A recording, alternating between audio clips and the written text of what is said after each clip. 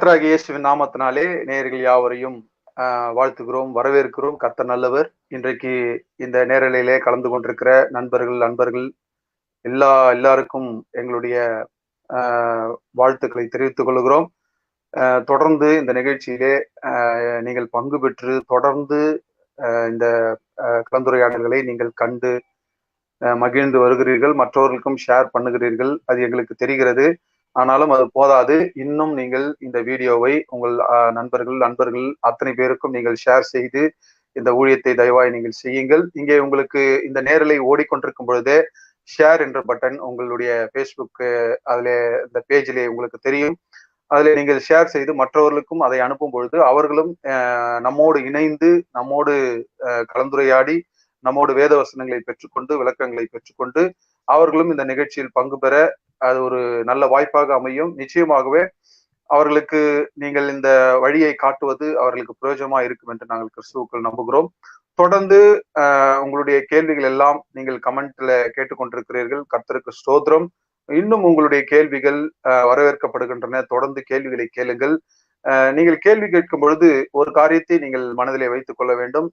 கேள்வி இன்றைக்கு செய்தி என்னவோ அந்த செய்தியை அடிப்படையாய் கொண்டு அந்த செய்தியின் அந்த வழியிலே அந்த அதே தொலைநோக்கு பார்வையிலேயே உங்களுடைய கேள்விகள் அமைந்தால் அது சொல்லுகிற ஒரு ஆசிரியருக்கும் அது பிரயோஜனமா இருக்கும், நல்லா இருக்கும். உங்களுக்கும் கேட்கிற உங்களுக்கும் அது நல்லா இருக்கும். அதனாலே அந்த செய்தியின் அடிப்படையிலே நீங்கள் கேள்விகளை கேளுங்கள். கர்த்தர் பெரிய காரியங்களை செய்வார். வழக்கமாக நாம் தொடர்ந்து கிட்டத்தட்ட ஒரு 13-14 நாட்களாக நாம் தொடர்ந்து பல தலைப்புகளிலே உரையாடி கொண்டு வருகிறோம். நிச்சயமாகவே அந்த எல்லா தலைப்புகளும் நம்முடைய ஆவிக்குரிய வாழ்க்கைக்கு பிரயோஜனமா இருக்கிறது என்று நான் நம்புகிறேன். பார்த்து கொண்டிருக்கிற கேட்டுக்கொண்டிருக்கிற நீங்களும் அப்படியே நம்புகிறீர்கள் என்று நாங்கள் விசுவாசிக்கிறோம். நிச்சயமாகவே இன்றைக்கு ஒரு புதிய தலைப்பிலே இன்றைக்கு இந்த கலந்துரையாடலே நேரலையிலே நாம் இணைய போகிறோம். இணைந்து கொண்டிருக்கிற சகோதரிகள் எல்லோருக்கும் நன்றி. இந்த கலந்துரையாடல் என்பது எல்லோருக்குமான கலந்துரையாடல். இது விசுவாசிகள், ஊழியக்காரர்கள் எல்லோருக்குமான கலந்துரையாடல். அதனால இந்த நிகழ்ச்சியிலே இந்த நேரலையிலே உங்களுடைய நீங்கள் பாஸ்டராக இருந்தால் உங்கள் விசுவாசிகளையும் இதில் இணைக்கலாம், மற்ற ஊழியக்காரர்களையும் இதில் இணைக்கலாம். இதில் இணைந்து நிச்சயமாகவே இதை கற்றுக்கொள்ளலாம். இங்கே ஆசிரியர் அவர்கள் வழக்கம் போல செய்தி முடிந்தவுடனே உங்களுக்கு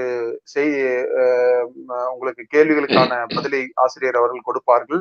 நீங்கள் தொடர்ந்து வீடியோவை ஸ்கிப் செய்யாமல் இடையிலே வந்து பார்த்துவிட்டு இடையிலேயே போய்விடாமல் வீடியோவை முழுவதுமாக நீங்கள் பார்த்து ஆசிரியரின் எல்லா செய்திகள் அடங்கிய வசனங்கள் எல்லாவற்றையும் குறித்து வைத்துக் கொண்டு நீங்கள் அதை கேள்வியாக கேட்கலாம்.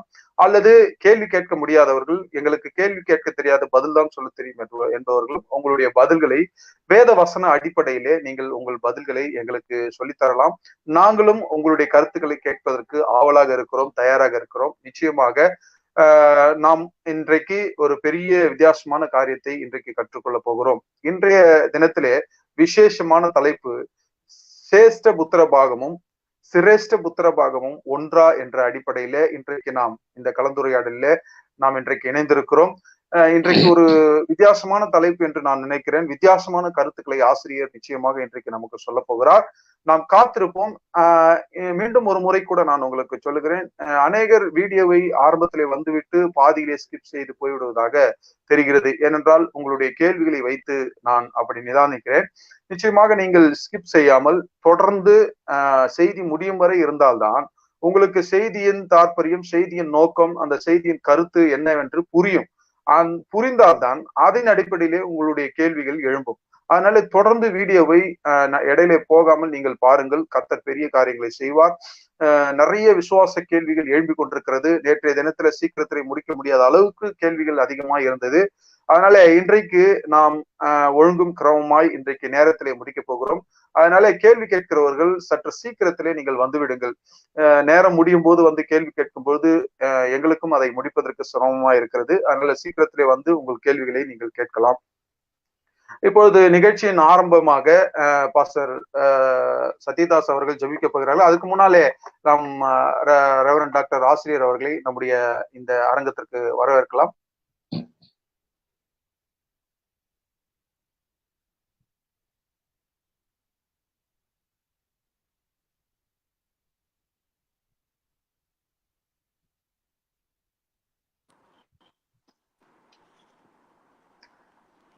ஐயா ஒரு சின்ன ட்ரபிள் ஆயிருச்சு. ஐயா நீங்க உங்களை வரவேற்கிறோம். கர்த்தர் நல்லவர்.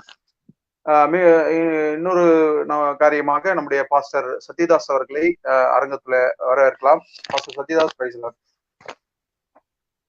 இப்பொழுது ஆரம்ப ஜபமாக பாஸ்டர் சத்யதாஸ் அவர்கள் ஜபத்தை ஏறெடுப்பார்கள். நாம் ஜபசிந்தையில இருந்து தேவனுக்கு ஒப்புக்கொள்வோம். எங்களை அதிகமாக நேசிக்கிற எங்கள் அன்பின் பரலோக பிதாவே, இந்த அருமையான இரவு வேளையிலே நாங்கள் ஒருமனப்பட்டு உம்முடைய தேவனுடைய வார்த்தையை கேட்கும்படியாக தியானிக்கும்படியாக கர்த்தர் கொடுத்திருக்கிற இந்த நல்ல நேரத்துக்காக நாங்கள் உங்களுக்கு நன்றி செலுத்துகிறோம். இப்பொழுதும் சிரேஷ்ட புத்திர சுதந்திரமும் சிரேஷ்ட புத்திர சுதந்திரமும் ஒன்றா என்ற தலைப்பிலே நாங்கள் கலந்துரையாட போகிற தியானிக்க போகிற இந்த காரியத்தை என் தேவன் அபரிவிதமாக ஆசீர்வதித்து கொடுப்பீராக. இதை நாங்கள் வசன அறிவுக்காக பயன்படுத்துவது மாத்திரமல்ல, எங்கள் வாழ்க்கையின் அனுபவங்களாக மாற்றிக்கொள்ள எங்களுக்கு உதவி செய்ய வேண்டுமா ஜெபிக்கிறோம். இது நேரலையிலே இணைந்திருக்கிற ஒவ்வொருவரையும் நீர் அபரிவிதமாக ஆசீர்வதிப்பீராக. இன்னும் கர்த்தாவை வர வேண்டியவர்களை என் தேவன் கர்த்தா துரிதமாய் கொண்டு வேண்டுமாய் ஜெபிக்கிறோம். கர்த்தாவே உம்முடைய சத்தியம் எங்கள் அனைவருக்கும் கர்த்தாவே ஒரு பெரிய முன்னேற்றத்தையும் ஒரு பெரிய வெளிச்சத்தையும் கொடுக்க வேண்டுமாய் ஜெபிக்கிறோம். இது எங்களுக்கு போதிக்கிறதான உம்முடைய மகன் ரெவரண்ட் டாக்டர் சேவிரியா அவர்களுடைய கரங்களை ஒப்புக் கொடுக்கிறோம்.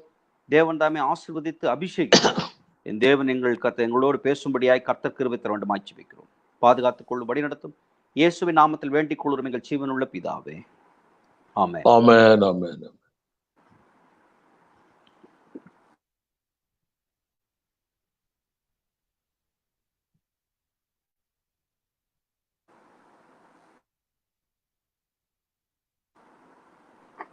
ஐயா உங்களுடைய செய்தியை நீங்கள் வழங்கலாம், ஆரம்பிக்கலாம். கர்த்தருடைய பரிசுத்த நாமத்துக்கு ஸ்தோத்திரம். இன்றைய தேவ செய்தி சேஷ்ட புத்திர பாகமும் சிரேஷ்ட புத்திர பாகமும் ஒன்றா. சேஷ்ட புத்திர சுதந்திரம் ஆங்கிலத்தில் பர்த் ரைட் என்று எழுதப்பட்டிருக்கிறது. புத்திரன் என்றால் மகன், சேஷ்டன் என்றால் மலையாளத்தில் சேட்டன் சேட்டன் என்று சொல்லுவார்கள். சேட்டன் என்றாலே அண்ணன், மூத்தவன், குடும்பத்திலே மூத்தவன் என்று பொருள்.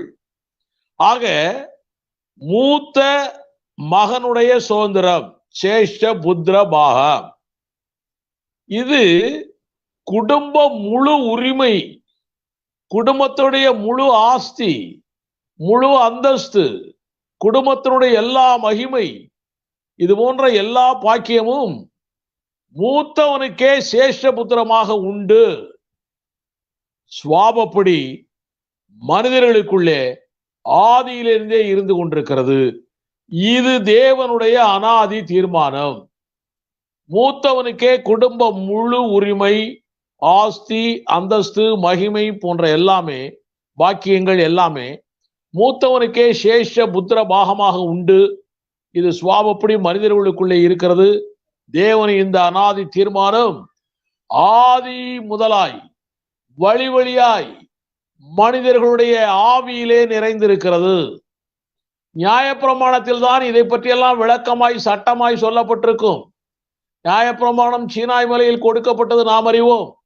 நியாயப்பிரமாணம் கொடுக்கப்படுவதற்கு முன்னால் இருந்தே, ஏதேனிலிருந்தே இந்த சேஷ புத்திர சுதந்திரம், அதாவது மூத்த மகனுக்கு இருக்கக்கூடிய சுதந்திரம் பற்றி உலக மக்களுடைய குடும்பங்களிலே அது நடைபெற்று கொண்டிருக்கிறது, நிறைவேறி கொண்டிருக்கிறது என்று நாம் அறிகிறோம். அது தேவனுடைய அனாதி தீர்மானமாய் இருக்கிறது. இப்படிப்பட்ட சேஷ்ட புத்திர சுதந்திரம் என்பது இதனுடைய பலாபலன்கள்லாம் என்ன, இதை பற்றிய காரியங்களை வேதம் என்ன சொல்லுகிறது? நியாயப்பிரமாண சட்டம் கொடுக்கப்படுவதற்கு முன்னாலேயே இருந்தது என்று நான் சொன்னேன். அப்படி என்றால் நியாயப்பிரமாண சட்டம் கொடுப்பதற்கு முன்னாலேயே ஒவ்வொருத்தருடைய ஆவியிலும் இப்படிப்பட்ட காரியங்கள் எழுதப்பட்டு அது செயல்படுத்தி கொண்டிருக்கிறார்கள் உலக மக்கள் என்று சொன்னேன். அப்படியானால் இதனுடைய பலாபலன்கள் தான் என்ன? ஒன்று, குடும்பத்தின் முழு சொத்துக்கும் அவனுக்கு உரிமை உண்டு.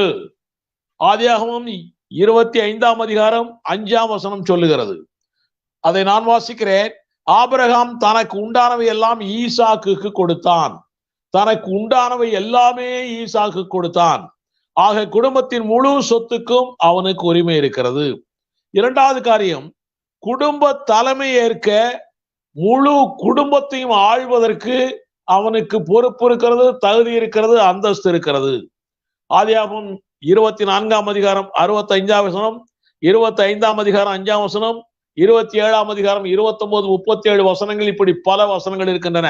ஒரு வசனத்தை வாசிக்கிறேன். ஆதியாகமம் 24:65. அவர்தான், அதாவது எலியேசர் அங்கே ரெபேக்காளை கூட்டிக் கொண்டு வரும் பொழுது அங்கே தூரத்திலே ஈசாக்கு நின்று கொண்டிருக்கிறான். இது யார் ஒருத்தர் அங்கே இருக்கிறாரே என்று ரெபேக்காள் கேட்கிறாள். அப்போ அந்த எலியேசர் சொல்லுகிற வார்த்தை இது, அவர்தான் என்னுடைய எஜமான் என்று ஊழியக்காரன் சொன்னான். ஆக ஆபிரகாம் இருந்தாலும் கூட இந்த மூத்த சேஷன் ஆளுக்கு தான் அந்த குடும்பத்திலேயே முழு குடும்பத்தையும் ஆளுமை செய்யக்கூடிய ஒரு தகுதி இருக்கிறதாய் அறிகிறோம். இது நியாயப்பிரமாண சட்டம் கொடுக்கப்படுவதற்கு முன்னாலேயே. மூன்றாவது காரியம், அப்பாவின் ஆசீர்வாதம் பையனுக்கு தான் கிடைக்குது.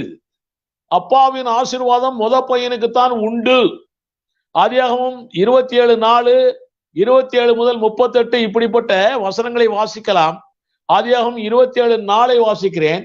ஈசாக்குடைய முதல் பையன் ஏசா. அந்த வசனத்தை வாசிக்கிறேன், கேளுங்கள். அதை எனக்கு பிரியமாயிருக்கிற ருசியுள்ள பதார்த்தங்களாக சமைத்து நான் புசிக்கவும், நான் மரணமடையும் முன்னே என் ஆத்துமா உன்னை ஆசீர்வதிக்கவும் என்னிடத்தில் கொண்டு வா என்றான். ஈசாக்கு வயசாகி போச்சு, கண்ணும் தெரியல. அவரு கடைசி நாள்ல அவருக்கு இஷ்டப்பட்ட பதார்த்தத்தோட ருசி உள்ளதை சமைச்சு சாப்பிடலாங்கிற ஐடியா இருக்குது, ஆசை இருக்கிறது. தன்னுடைய மூத்த மகனை கூப்பிடுகிறார்.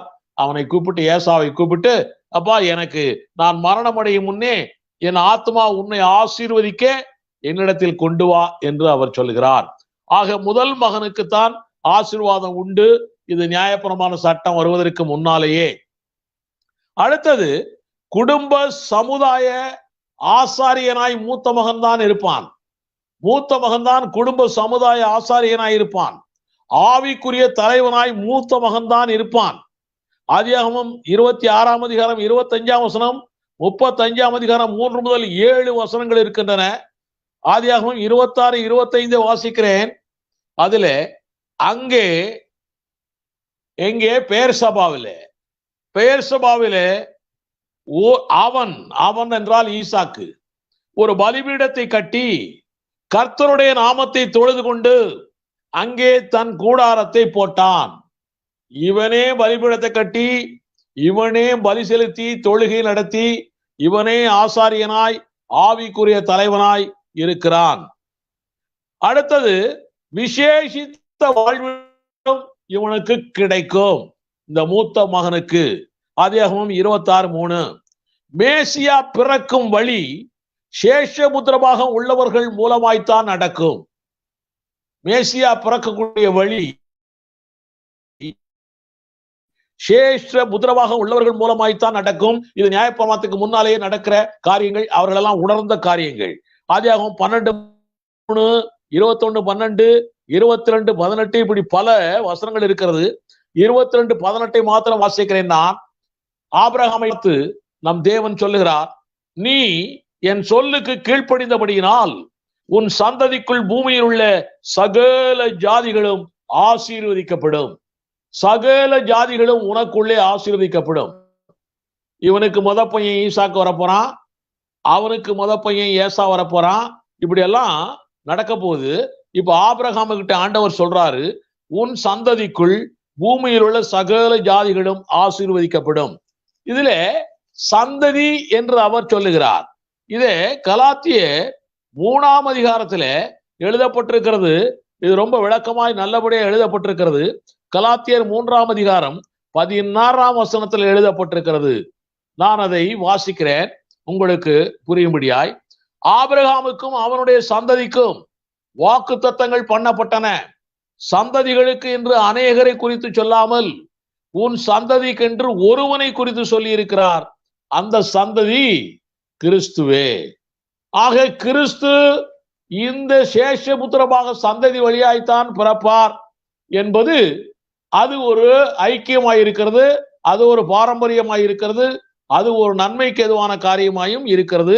இது நியாயப்பிரமாண சட்டம் கொடுக்கப்படுவதற்கு முன்னாலே யெகோவா தேவனை பெற்று அவர் மூலமாய் வல்லமையும் அதிகாரமும் பிளஸிங்கும் நித்திய ஜீவனும் இந்த சேஷன் முதல் புத்திரன் பெற முடிகிறது. இன்னும் ஏராளமான காரியங்களை சொல்லிக் கொண்டே போகலாம். இப்படியாய் குடும்ப முதல் பிள்ளைக்கு வரக்கூடிய சேஷ புத்திர பாகத்தை, பர்த் ரைட்டை நியாயப்பிரமாணத்தில் தேவன் கொண்டு போய் இணைத்திருக்கிறார். நியாயப்பிரமாணத்துக்கு முன்னாலே இருந்ததே அவர் கொண்டு போய் நியாயப்பிரமாணத்தில் இணைத்திருக்கிறார். விருத்த சேதனம் நியாயப்பிரமாணத்துக்கு முன்னாலே இருந்தது, அதை கொண்டு போய் நியாயப்பிரமாணத்தில் சேர்த்திருக்கிறார். வழிமுறைகள் நியாயப்பிரமாணத்துக்கு முன்னாலே இருந்தது, அதை கொண்டு போய் நியாயப்பிரமாணத்தில் சேர்த்திருக்கிறார். அதே போல தசோபாகம் நியாயப்பிரமாணத்துக்கு முன்னாலே இருந்தது, அதை கொண்டு போய் நியாயப்பிரமாணத்தில் சேர்த்திருக்கிறார். இப்படி பல காரியங்கள் நியாயப்பிரமாணத்துக்கு முன்னாலே இருந்ததை நியாயப்பிரமாணத்திலே கொண்டு வந்து தேவன் சேர்த்திருக்கிறார். அதுல நியாயப்பிரமாணத்தில் சேர்த்த போது அதுல ஒரு ஸ்பெஷல் டேர்ம்ஸ் அண்ட் கண்டிஷன்ஸ் எல்லாம் போட்டிருக்காரு ஆண்டவர். அதுல ஒண்ணு மாத்திரம் நான் வாசிக்கிறேன். உபாகமம் 21ஆம் அதிகாரம் 15 முதல் 17 வசனங்களை வாசிச்சோம் என்றால், அங்க இருக்கக்கூடிய ஒருத்தனுக்கு 2 மனைவியோ 3 மனைவியோ இதோ இருந்தால், அப்போ அந்த ஒரு மனைவி அந்த புருஷனுக்கு பிடிக்காத மனைவியா இருந்தால், அந்த மனைவியுடைய பையன் தான் ஃபர்ஸ்ட்ல பிறந்திருக்கிறான்னு வச்சுக்கோங்க. அப்போ ஆண்டவர் சொல்றார், உன்னுடைய குடும்பத்தினுடைய 2 மடங்கு அவன் தகப்பனால் வெறுக்கப்பட்ட மனைவியின் பிள்ளையானாலும் அவனுக்குத்தான் கொடுக்கணும். ஆக முதல் பையனுக்கு 2 மடங்கு கொடுக்க வேண்டும் என்று நியாயப்பிரமாண சட்டத்திலே போடப்பட்டிருக்கிறது. இந்த சட்டம் கொடுக்கப்படுவதற்கு முன்னாலேயே இயற்கையாகவே மனித ஆவியிலே இது இருக்கிறது, நடைமுறைப்படுத்தி கொண்டிருக்கிறார்கள். இந்த சட்டம் நியாயப்பிரமாணத்திலே மோசே மூலமாய் கொடுக்கப்பட்டு 2 மடங்கு கொடுக்க வேண்டும் என்று சொல்லப்பட்டிருக்கிறது. நம்முடைய ஊர்ல கூட இன்னமும் நடந்து கொண்டிருக்கிறது. வீட்டுல யாராச்சும் செத்து போயிட்டாங்கன்னா மொத பையன் தான் கொள்ளி வைக்கணுமாங்க. வீட்டுல ஏதாச்சும் முக்கியமான ஃபங்க்ஷன் சொன்னா மொத பையன் தான் வெத்தலை கொடுக்கணும், மொத பையன் தான் மாலை போடணும், மொத பையன் தான் ட்ரெஸ் எடுத்து கொடுக்கணும். என்னமோ பெரிய காரியங்கள்லாம் நடக்கிறது, இன்னும் இருக்கிறது. நியாயப்பிரமாணத்தில் உள்ள அந்த சட்டங்கள் நடந்து கொண்டிருக்கின்றன. ரோமர் 2ஆம் அதிகாரம் 14-15 இயற்கையாகவே இப்படிப்பட்ட சட்டங்கள் எல்லாம் ஆவிக்குரிய ரீதியிலே உலக மக்களுடைய உள்ளத்திலே தேவன் எழுதி வைத்திருக்கிறார். அது அப்படியே நடந்து கொண்டிருக்கிறது. நாம் பார்த்தோம் என்றால், ஈசாக்குடைய மகன் ஏசாவுக்கு தான் சேஷபுத்திரவாகம் கொடுக்க வேண்டும். முதல் பையன் அவன். ஆனால் அந்த ஏசாவுக்கு சேஷபுத்திரபாகம் உண்டு. அந்த சேஷபுத்திரபாகத்தை அவன் யாக்கோபுக்கு விற்று போட்டு விட்டான், கேவலம் கூழுக்காக. யாக்கோபுக்கு விற்று போட்டு விட்டான். அதனுடைய முழு பலாபலன்களையும் யாக்கோபு பிற்பாடு அனுபவித்தான். இதிலே யாக்கோபை குற்றவாளியாய் வேதம் சொல்லவே இல்லை, தேவனும் சொல்லவே இல்லை. ஆனால் நம்மவர்கள் தான் நிறைய சபைகளிலே யாக்கோபை குற்றவாளியாய் சொல்லிக் கொண்டிருக்கிறார்கள். அவன் ஏமாத்துக்காரன், இப்படி எல்லாம் அவனை பற்றி சொல்லிக் கொண்டிருக்கிறார்கள். வேதம் அப்படி சொல்லல. அவன் வந்து கேட்டான், இவனுக்கு அந்த சேஷ புத்திரபாகத்து மேல ரொம்ப அக்கறை இருக்குது. யாரு? யாக்கோபுக்கு. நமக்கு அது வேணும்னு நினைக்கிறான்.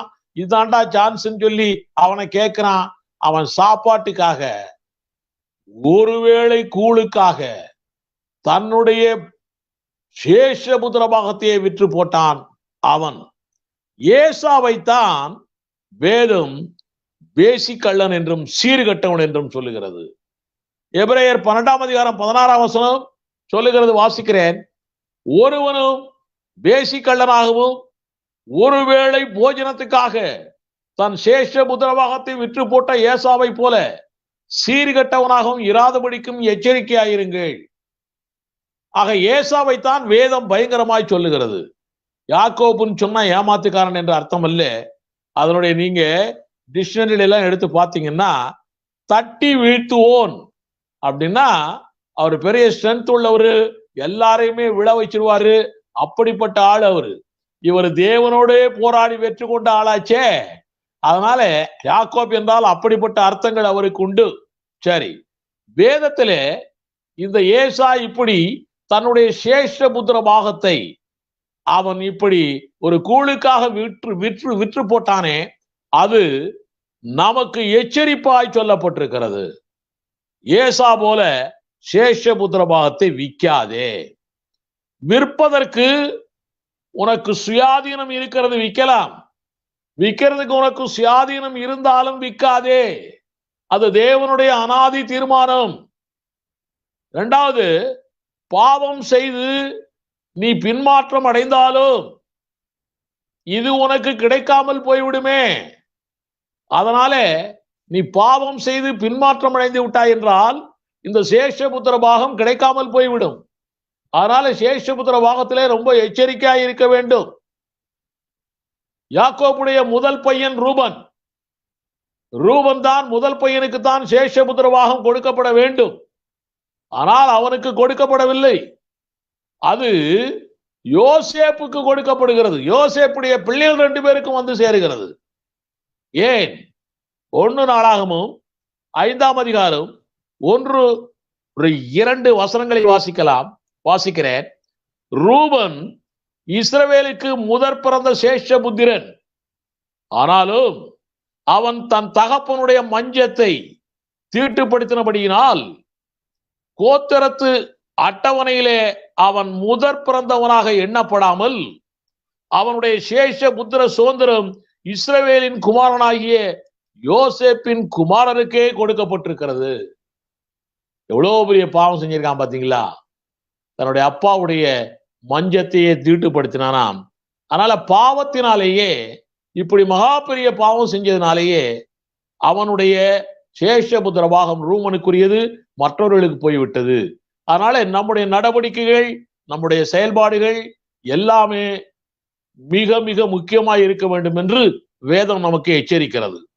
புதிய ஏற்பாட்டில இதெல்லாம் பழைய ஏற்பாடுபா. புதிய ஏற்பாட்டில நமக்கு சேஷபுத்திர பாகம் உண்டா? இது ஒரு கேள்வி. ஆதி முதல், ஆபேல் முதல் முதற் பிள்ளைகளை பிசாசானவன் கொன்றான். முதல் பிள்ளைகளை கொல்றதுக்கு தான் அவனுடைய வழியே. ஏசா போல விசுவாசத்தை கெடுத்து விற்று போட வைத்தான். யாரு? பிசாசு. ரூபன் போல பாவம் செய்ய வைத்து அவனுக்கு சேஷபுத்திர பாகம் இல்லாமலே ஆக்கிவிட்டான் பிசாசு. அன்றும் கூட முதற் பேரான புத்திர சுவீகாரமுடைய நம்முடைய ஆண்டவராகிய இயேசு கிறிஸ்து பிறப்பதற்கு தடை செய்தான், பிறந்த பின்னும் தடை செய்தான், நமக்குள் அவர் பிறக்கவும் தடை செய்கிறான். ஆதியாகமம் 3ஆம் அதிகாரம் 15ஆம் வசனத்தை வாசித்தோம் என்றால், உனக்கும் ஸ்திரீக்கும் உன் வித்துக்கும் அவருடைய வித்துக்கும் பகையை உண்டாக்குவேன், உன் வித்துக்கும் அவர் வித்துக்கும் பகையை உண்டாக்கு. அப்போ இயேசுவுக்கு எதிரியாய், இயேசுதான் முதற் பேர், நம்முடைய தேவனுடைய முதற் பேர், தன்னுடைய ஒரே பேரான குமாரனை கொடுத்திருக்கிறார் தேவன். அவருக்கு இவன் தொல்லை, ஆரம்பத்திலிருந்தே தொல்லை கொடுக்கிறான். அவன் ஆபிரகாமிடம் சொல்லப்பட்ட முதற் பேரான சந்ததி கிறிஸ்து என்று ஏற்கனவே நான் கலாத்தியர் 3ஆம் அதிகாரம் 16ஆம் வசனத்திலே சொல்லி இருக்கிறேன். அந்த கிறிஸ்துவின் சந்ததியிலே நாம் வந்திருக்கிறோம். அந்த கிறிஸ்துவின் சந்ததியாகிய நாமும் முதற் பேரான சேஷபுத்திர சந்ததிதான். இயேசு கிறிஸ்துவனுடைய சந்ததி, அந்த சந்ததியிலே வந்த நாமும் முதற் பேரான சேஷபுத்திர சந்ததிதான். யோவான் 1ஆம் அதிகாரம் 12ஆம் வசனம், யோவான் 1ஆம் அதிகாரம் 12ஆம் வசனம், ரோமர் 8ஆம் அதிகாரம் 15ஆம் வசனம், கலாத்தியர் 4ஆம் அதிகாரம் 1 முதல் 7 வசனங்கள், இப்படி பல வசனங்கள் சொல்லுகிறது. யோவான் 1:12 நம்ம எல்லாருக்கும் தெரிந்த வசனம். அவருடைய நாமத்தில் மேல் விசுவாசம் உள்ளவர்களாய் அவரை ஏற்றுக்கொண்டவர்கள் எத்தனை பேர்களோ அத்தனை பேர்களும் தேவனுடைய பிள்ளைகளாகும்படிக்கு அவர்களுக்கு அதிகாரம் கொடுத்தார். நாம் எல்லாரும் தேவனுடைய பிள்ளைகளாய் மாறி இருக்கிறோம். அப்போ கிறிஸ்துவின் சந்ததியாகிய நாமும் முதற் பேரான சேஷபுத்திர சந்ததியாகத்தான் இருக்கிறோம். நமக்கு கிறிஸ்து என்று பெயர் கொடுக்கப்பட்டிருக்கிறது. நம்ம பேரே கிறிஸ்தவன். கிறிஸ்து அவன், கிறிஸ்தவன். முதற் பேராய் அவர் இருக்கிறார். கிறிஸ்தவனாய் இருக்கக்கூடிய நாமும் முதற் பேராய் நாம் இருந்து கொண்டிருக்கிறோம். இயேசுவுக்கு யாருடைய புத்திர சுவிகாரம் கிடைத்தது? மரியாளுடைய புத்திர சுவிகாரமா, யோசேப்புடைய புத்திர சுவிகாரமா, யாருடைய புத்திர சுவிகாரம் இயேசுவுக்கு கிடைத்தது? இதை பற்றி நாம் தெரிந்து கொள்ள வேண்டும். யோவான் 3ஆம் அதிகாரம் 16ஆம் வசனம் சொல்லுகிறது, தம்முடைய ஒரே பேரான குமாரனை விசுவாசிக்கிறவன் எவனோ அவன் கெட்டு போகாமல் நித்திய ஜீவனை அடைபிடிக்கு இவ்வளவாய் உலகத்தில் தந்தரளி அன்பு காட்டினார் சொல்லப்பட்டிருக்கிறது. அப்போ தேவனின் முதற் பேருக்கு தேவனின் புத்திர சுவிகாரம் உண்டு. ஆக தேவனின் புத்திர சுவிகாரம் தான் இயேசு கிறிஸ்து கிடைத்திருக்கிறது. தேவனுடைய மகனான முதற் பேரான இயேசு கிறிஸ்துவுக்கு புத்திர சுவிகாரம், சேஷ்ட புத்திர சுவிகாரம் அவருக்கு கிடைத்திருக்கிறது. எப்ப கிடைச்சது? அவர் உயிர் தெழுந்த பிற்பாடு. அவர் பரலோகத்துக்கு போகும் பொழுது சீஷர்களிலே சொல்லுகிறார், மத்தேயு 28ஆம் அதிகாரம் 18ஆம் வசனத்திலே சொல்லுகிறார், இயேசு சமீபத்தில் வந்து அவர்களை நோக்கி, வானத்திலும் பூமியிலும் சகல அதிகாரமும் எனக்கு கொடுக்கப்பட்டிருக்கிறது. ஆக வானத்திலும் பூமியிலும் சகல அதிகாரங்களும் ஆண்டவராகிய இயேசு கிறிஸ்துவுக்கு தேவனிடத்திலிருந்து கிடைத்திருக்கிறது. ஆக தேவனுடைய புத்திர சுவிகாரம் உயிர்த்தெழுந்த ஆண்டவராகிய இயேசு கிறிஸ்துவுக்கு கிடைத்திருக்கிறது. அதை வைத்து அவர் சொல்லுகிறார், நீங்கள் உலகம் எங்கும் போய் சகல ஜாதிகளையும் சீஷராக்குங்கள் என்று அவர் சொல்லுகிறார். எனக்கு கொடுக்கப்பட்ட அதே வல்லமை, அதே அதிகாரம் எல்லாமே உங்களுக்கும் உண்டு. அதை எடுத்துக்கொண்டு நீங்கள் போய் உலகம் எங்கு போய் சகல ஜாதிகளையும் சீஷராக்குங்கள் என்று அவர் சொல்லுகிறார். அப்போ அவருடைய சேஷபுத்திர பாகம் அவருடைய சந்ததியான நமக்கும் உண்டு. அவர் போலவே நம்மாலும் காரியங்கள் செய்ய முடியும், அவருக்கு மேலேயும் செய்ய முடியும் என்று யோவான் 14:12 சொல்லுகிறது. அதனாலேயே நமக்கு உலகத்து ஆசீர்வாதங்களும் உண்டு, ஆவிக்குரிய ஆசீர்வாதங்களும் உண்டு. ஆக நாம் சேஷபுத்திர பாகத்தை உடைய நம்முடைய ஆண்டவராகிய இயேசு கிறிஸ்துவின் சந்ததியிலே பிறந்திருக்கிறதுனாலே நமக்கு எல்லாருக்குமே சேஷபுத்திர பாகம் உண்டு, ஆசீர்வாதங்கள் உண்டு, முழு ஆசீர்வாதங்களும் நமக்கு உண்டு. ஸ்பிரிச்சுவல் பிளெஸிங், ஆவிக்குரிய பிளெஸிங்கும் உண்டு. இப்போ சிரேஷ்ட புத்திர பாகத்தை பற்றி பார்ப்போம். சிரேஷ்ட புத்திர பாகம், சிரேஷ்ட புத்திர பாகம், சிரேஷ்ட புத்திர சுதந்திரம், ராயல்டி, சிரேஷ்ட ஞானி என்று சொல்லுவார்களே, சிரேஷ்ட ஞானி என்று சொல்லுவார்களே, அதாவது ராயல் பிரிஸ்ட்ஹுட், ராயல் குரு, ராஜரீக ஆசாரியன், ராஜரீக குரு, இப்படிப்பட்ட ஒரு சுதந்திரம்.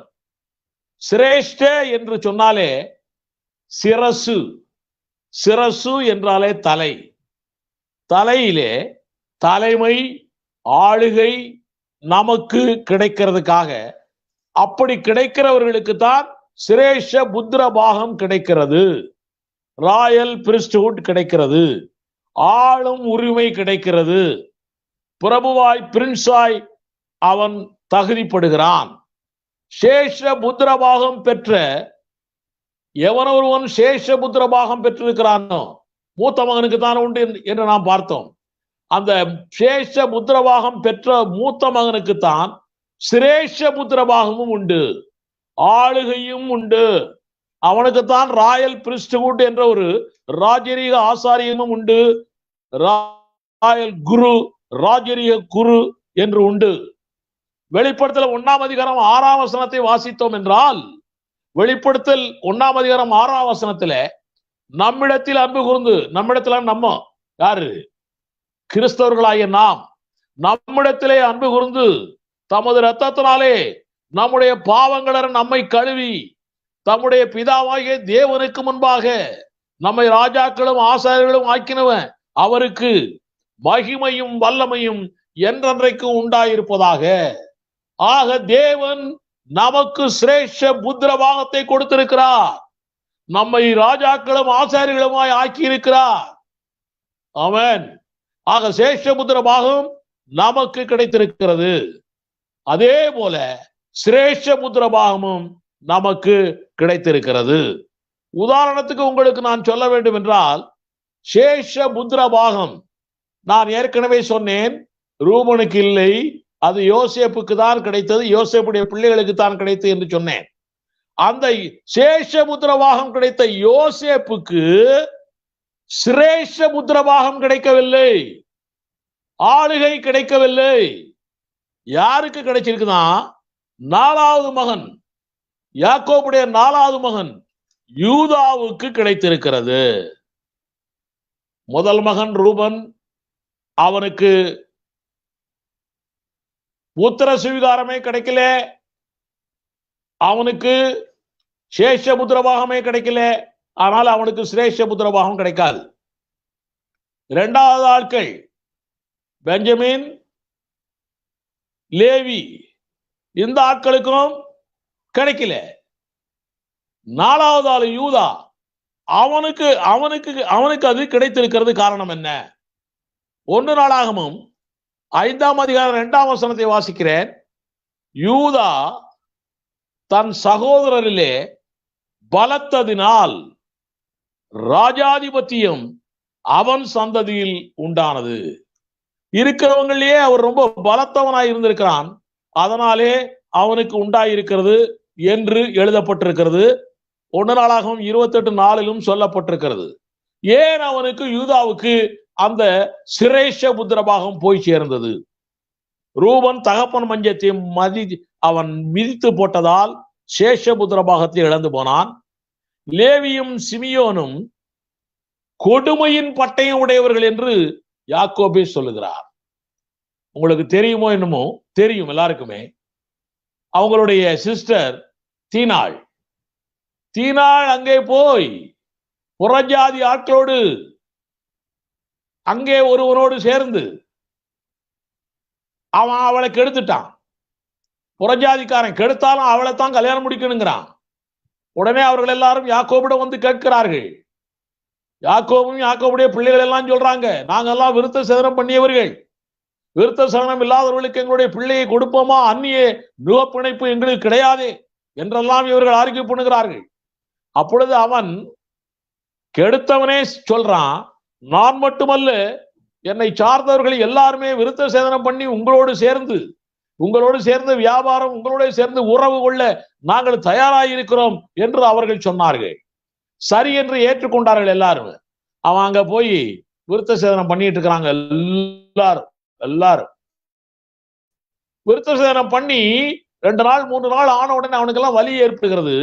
அந்த நேரம் பார்த்து இந்த நம்ம லேவியும் சிமியோனும் போய் அவங்களை கொன்னு போட்டாங்க.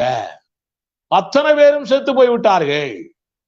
இப்ப தீனாள் விதவை போல ஆகிவிட்டாள். ஆதியாகமம் 49ஆம் அதிகாரம் 4ஆம் வசனம், 5ஆம் வசனம், 6ஆம் வசனத்துல சொல்லப்பட்டிருக்கிறது. யாக்கோபு சொல்லுகிறார், சாகும்போது சொல்லிவிட்டு போன வார்த்தை. அவர் சொல்லுகிற வார்த்தையை உங்களுக்கு நான் சொல்லுகிறேன். தண்ணீரை போல தளம்பினவனே, நீ மேன்மை அடைய மாட்டாய். உன் தகப்பனுடைய மஞ்சத்தின் மேல் ஏறினாய், நீ அதை தீட்டுப்படுத்தினாய். என் படுக்கையின் மேல் ஏறினானே. இது அவனுக்கு ஆளுக்கு, ரூபனுக்கு. அடுத்த அப்படி சொல்றாரு, சிமியோனும் லேவியும் ஏக சகோதரர், அவர்களுடைய பட்டயங்கள் கொடுமையின் கருவிகள். அவர்கள் தங்கள் கோபத்தினாலே ஒரு புருஷனை கொன்று, ஒரு புருஷனை கொன்றுன்னா அதுல டபுள் அர்த்தங்கள் இருக்கு. தன்னுடைய மகளுக்கு வரக்கூடிய புருஷனை கொன்று, அந்த வருத்தமும் அவருக்கு இருக்கலாம்னு நினைக்கிறேன் நான். ஒரு புருஷனை கொன்று தங்கள் அகங்காரத்தினாலே அரண்களை நிர்மூலமாக்கினார்களே, அவங்க மேல அவருக்கு கோபம். ஆக இவர்கள் பட்டயமுடையவர்கள். அதனாலே பையனும் கிடைக்கல, 2வது பையனும் கிடைக்கல, 3வது பையனும் கிடைக்கல, 4வது பையனை கிடைத்தது. அந்த 4வது பையனை பத்தி ஆதியாகமம் 49ஆம் அதிகாரம் 10ஆம் வசனத்துல அதே யாக்கோபு சொல்லுகிறார், வாசிக்கிறேன். சமாதான கர்த்தர் வருமளவும், சமாதான கர்த்தர் நம்முடைய ஆண்டவராய் இயேசு கிறிஸ்து மேசியா, சமாதான கர்த்தர் வருமளவும் செங்கோல் யூதாவை விட்டு நீங்குவது இல்லை. ஆக இஸ்ரேல் மக்களுடைய ஆட்சி என்றாலே யூதா தான் ஆள வேண்டும், யூதா கோத்திரத்தில் உள்ளவன் தான் ஆள வேண்டும். யாக்கோபு சொல்லிட்டு போயிட்டார். இன்றைக்கு 1948 இஸ்ரேல் மக்களுக்கு ராஜ்யம் கிடைக்கப்பட்டாயிற்று என்று சொல்லுகிறார்களே, அவர்களை பார்த்து கேட்கிறேன், அங்கே ஆளுகிற ராஜாக்கள் எல்லாம் யூதா கோத்திரத்தை சார்ந்தவர்களா? வேதத்தின்படி யூதா கோத்திரத்தாரா? ஒரு பெண்மணி கூட ராஜாவாய் இருக்கக்கூடாதே, அங்கே ஒரு பெண் அங்கே பிரைம் மினிஸ்டரா இருந்தார்களே, உங்களுக்கு தெரியுமா? அதனால 1948 கிடைத்த அந்த தேசம் தேவன் கொடுத்த தேசம் அல்ல. அவனே நினைச்சுக்கிட்டு இருக்கிறான், அங்க உள்ள வீப்பிங் வால்ல, அழுகையின் சுவர்ல போய் முட்டிக்கிட்டு, ரட்சகரே வாரும், மேசியாவே வாரும், ரட்சிப்பை தாரும் என்று முட்டிக் கொண்டிருக்கிறான். அவனே முழுமையான பாலஸ்தீன தேசம், கானான் தேசம் கிடைக்க வேண்டும் என்று இன்னும் கெஞ்சி கொண்டிருக்கிறான். நம்ம ஆட்கள் தான் ஆண்டவர் 1948 கொடுத்துட்டாரு. 1948 கொடுத்துட்டாருன்னா அவரு இனி வர தேவையில்லையே. 2ஆம் வருகையிலே வந்து ஒலிவமலையில இறங்கி வந்து அவங்களுக்கு கொடுக்க தேவையில்லையே. வித்தியாசமான கருத்துக்களை எல்லாம் நாட்டிலே சொல்லி கொண்டிருக்கிறார்கள். ரைட், பரவாயில்லை. இப்ப யூதாவுக்கு அந்த சிரேஷ முத்திரபாகம் கிடைத்தது. அந்த யூதாவின் வழியில் தான் இயேசு கிறிஸ்து பிறந்தார். ஹல்லேலூயா. அதனால இயேசு கிறிஸ்துவுக்கு சிரேஷ முத்திரபாகம் உண்டு. இயேசுடைய சந்ததி தான் நாம். அதனால நமக்கும் சேஷ முத்திரபாகம் உண்டு. ஆமென், ஹல்லேலூயா. அப்போ ஆண்டவருடைய பிள்ளைகளாகிய நாம் 1000 வருஷம் இந்த பூமியில் ஆளப்போகிறோம். புதிய பூமியை நித்தியமாக நாம் ஆளப்போகிறோம். ஆக ஆளுகை சிரேஷ முத்திரபாகம் நமக்கு உண்டு. ஆமென். ரோமர் 5ஆம் அதிகாரம் 17ஆம் வசனம், வெளிப்படுத்தல் 5ஆம் அதிகாரம் 10ஆம் வசனம், இது போன்ற வசனங்களை வாசித்தோம் என்றால், ரோமர் 5:17 மாத்திரம் வாசிக்கிறேன் நான். ரோமர் 5:17, ஒருவனுடைய மீறுதலினாலே அந்த ஒருவன் மூலமாய் மரணம் ஆண்டு கொண்டிருக்க கிருபையின் பரிபூரணத்தையும் நீதியாகிய ஈவின் பரிபூரணத்தையும் பெறுகிறவர்கள் இயேசு கிறிஸ்து என்னும் ஒருவராலே ஜீவனை அடைந்து ஆளுவார்கள் என்பது அதிக நிச்சயமாமே. ஆமென். ஜீவனை அடைந்த கிறிஸ்தவர்களாகிய நாம், கிறிஸ்துவின் சந்ததியாகிய நாம் இந்த சிரேஷ முத்திரபாகத்தை அனுபவிக்க போகிறோம். ஆமென். ஆதியாகமம் 1ஆம் அதிகாரம் 28 ஏதேன் தோட்டத்திலே ஆண்டவர் நம்முடைய ஆதாமுக்கு ஏவாளுக்கும் சொன்னாரே, நீங்கள் பலுகி பெருகி பூமியை நிரப்பி அதை கீழ்ப்படுத்தி இந்த பூமியை ஆண்டு கொள்ளுங்கள் என்று சொன்னார். இதை கீழ்ப்படுத்தி ஆண்டு கொள்ளக்கூடிய அதிகாரம் அவர்களை விட்டு போய்விட்டது. அதை பிசாசானவன் எடுத்துக்கொண்டு அவன் உலகத்துக்கு அதிபதியாய் இருந்து கொண்டிருக்கிறான். இது ஆதியாகமம் 9ஆம் அதிகாரம் 1-2 வசனங்களை வாசித்தால் தெரியும். 5 அதிகாரங்களை நம் தேவன் ஏதேனிலே கொடுத்தார். ஆதியாகமம் 9ஆம் அதிகாரம் 1-2 வசனங்களை வாசிக்கும் பொழுது அதுல 3 அதிகாரம் தான் இருக்கிறது. நீங்கள் பலுகி பெருகி பூமியை நிரப்புங்கள் என்றுதான் ஆண்டவர் சொல்கிறார். மற்ற 2 அதிகாரங்களையும் நம்முடைய ஆதி பெற்றோர்கள் பிசாசுக்கு ஒப்பு கொடுத்து விட்டார்கள் போல் தெரிகிறது. இதைத்தான் லூக்கா 4ஆம் அதிகாரம் 6ஆம் வசனத்திலே பிசாசு சொல்லுகிறான். நிச்சயமா நேற்றைய தினத்தில் இதை நான் உங்களுக்கு சொன்னேன். ஆக நம்மிடத்தில் இருந்த அதிகாரம் சிரேஷ்ட முத்திர பாக்கியம் அது நம்மை விட்டு நீங்கி போய் விட்டது. அது இயேசு கிறிஸ்துவினாலே நமக்கு கிடைக்கிறது, நிறைவேறுகிறது. இழந்து போன அதிகாரம் இயேசுவால் கிடைக்கிறது. இதுதான் லூக்கா 19:10 எழுதப்பட்டிருக்கிறது. இழந்து போனதை தேடவும் ரட்சிக்கவுமே மனுஷகுமாரன் வந்திருக்கிறார். மனுஷகுமாரனுடைய வருகையிலே நாம் இழந்து போனதை எல்லாவற்றையும் திருப்பி கொடுக்க வந்திருக்கிறார். ஏதேனிலே இழந்து போன அதிகாரம், இந்த பூமியை கீழ்ப்படுத்தி ஆண்டு கொள்ளக்கூடிய அதிகாரம் நமக்கு உண்டு. ஆண்டவருடைய பிள்ளைகளாகிய நாம் இயேசு கிறிஸ்துவுக்கு கிடைத்த யூதாவளியிலே வந்த இயேசு கிறிஸ்துவுக்கு கிடைத்த அந்த சிரேஷ முத்திரபாகம் நமக்கும் உண்டு. 1000 வருஷம் இந்த பூமியை ஆளப்போகிறோம். புதிய பூமியை நித்தியமாய் ஆளப்போகிறோம். இதை கேட்டுக்கொண்டிருக்கிற சகோதரர்களே, சகோதரிகளே, ஊழியக்காரர்களே, பெரிய பெரிய தலைவர்களே, உங்களுக்கு சொல்லுகிறேன், நீங்கள் ஆபீஸிலே இந்து, சபையிலே கிறிஸ்தவன் என்று சொல்லிக் கொண்டிருக்கிறீர்களே, ஆபீஸிலே பரமசிவம் என்று சொல்லுகிறீர்கள், சபையிலே பர்னபாஸ் என்று சொல்லுகிறீர்கள், இப்படி பல பெயர்களை சொல்லிக் கொண்டிருக்கிறீர்களே, இயேசுவை, இயேசுடைய நாமத்தை மறுதலித்து அந்நிய தெய்வத்தை வைத்துக் கொண்டு கேவலம் இந்த உலகத்தினுடைய சலுகைக்காக ஏசாவை போல அவன் கூழுக்காக சேஷபுத்திர பாகத்தை விற்று போட்டானே, அதே போல உலகத்தின் சலுகைக்காக கேவலம் நீங்கள் சீர்கெட்டவனாய் ஆகக்கூடாது. மத்தேயு 7:21 சொல்லப்பட்டபடி அக்கிரம செய்கைக்காரர்களாய், லாலெஸ்னஸ், வசனத்துக்கு விரோதமாய் நடக்கிறவர்களாய் நீங்கள் சேஷபுத்திர பாகத்தை உதறி போடலாமா? இன்றைக்கே நீங்கள் ஆராய்ந்து பாருங்கள். உடனே பெயர் மாற்றம் செய்யுங்கள், உடனே மத மாற்றம் செய்யுங்கள், உடனே கெசட்லே மாற்றுங்கள். உலகத்தார் மத்தியிலே தேவனை அறிக்கையிடுங்கள். உலகத்தார் மத்தியிலே நான் கிறிஸ்தவன், நான் கிறிஸ்தவ சந்ததி, சேஷபுத்திர பாகமுடையவன், சிரேஷ்டபுத்திர பாகமுடையவன் என்பதை உலகத்திற்கு அறிக்கையிடுங்கள். மத்தேயு 10:32-33 வசனங்களிலே நம்முடைய ஆண்டவராய் இயேசு கிறிஸ்து சொல்லுகிறார், மனுஷன் முன்பாக என்னை அறிக்கையிடுகிறவன் எவனோ அவனை நானும் பரலோகத்தில் இருக்கிற என் பிதாவுக்கு முன்பாக அறிக்கை பண்ணுவேன்.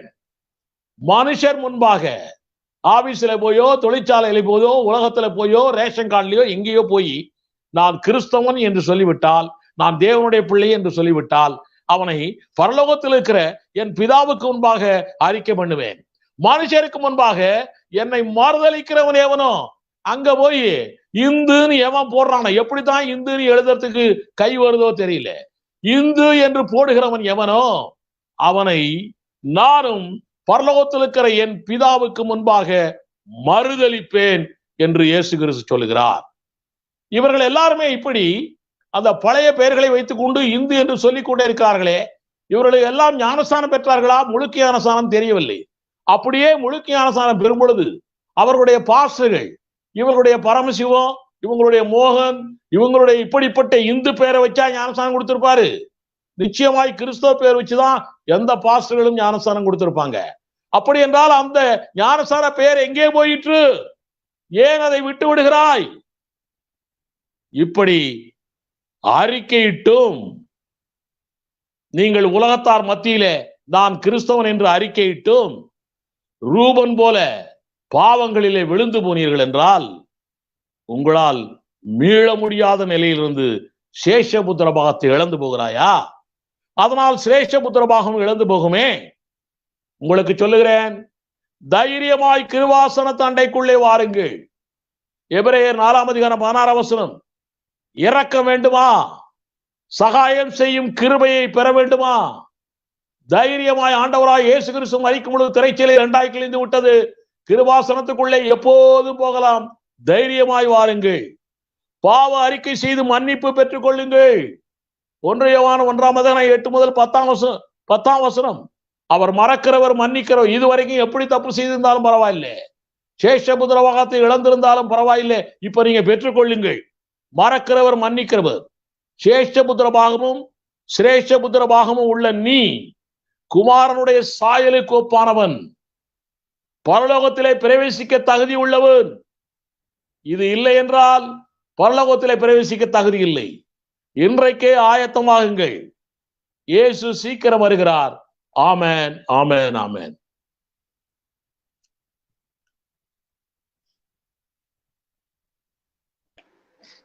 நன்றி ஐயா, நன்றி நன்றி. முழுமையாக இன்றைக்கு சேஷ்டபுத்திர பாகத்தை பற்றியும் சிரேஷ்டபுத்திர பாகத்தை பற்றியும் ஒரு தெளிவான விளக்கம் எங்களுக்கு கிடைத்திருக்கிறது.